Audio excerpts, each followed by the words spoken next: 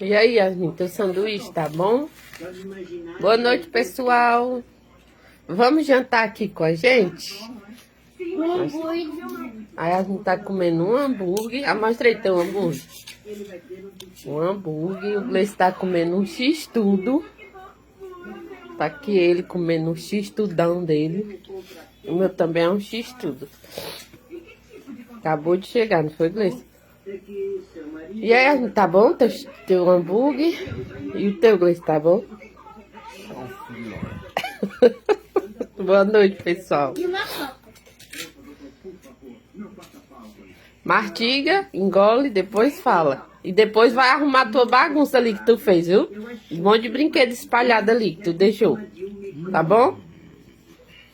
Tá, tchau, pessoal. Tá, pessoal, e um refrigerante?